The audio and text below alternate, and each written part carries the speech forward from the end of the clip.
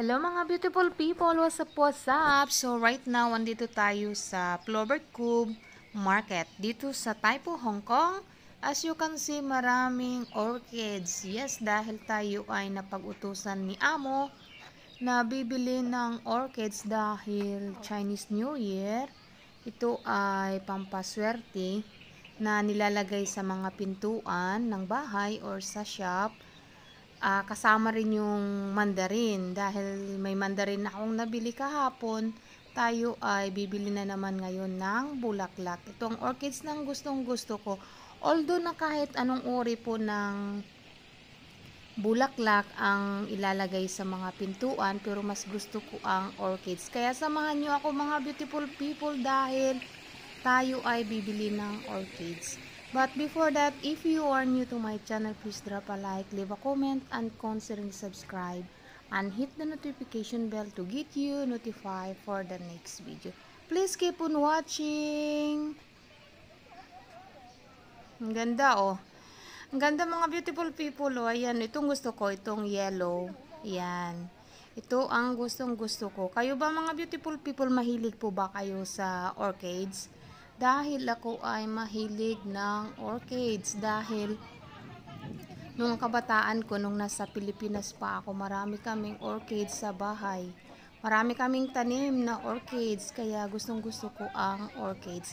Dahil po sa Davao, if hindi pa nyo alam, ang waling-waling na orchids ay galing po mismo ng Davao. Doon po ang pinanggagalingan ng magagandang orchids sa Pilipinas, sa Davao po. Kaya ito gustong gusto ko ang orchids. Kasi ang ganda nito oh. 'Di ba? Ang ganda nitong pink. Iba't ibang uri ng orchids, iba-iba ang kulay. Ang gaganda ng mga petals ng ng orchids. So yan. Ito rin maganda din tong pink white. Yan. Pero gustong gusto ko tong ganitong kulay. Itong medyo maroon siya na may white konti. Ayan. Ganda 'di ba mga beautiful people? Naaamis ako sa mga orchids dito.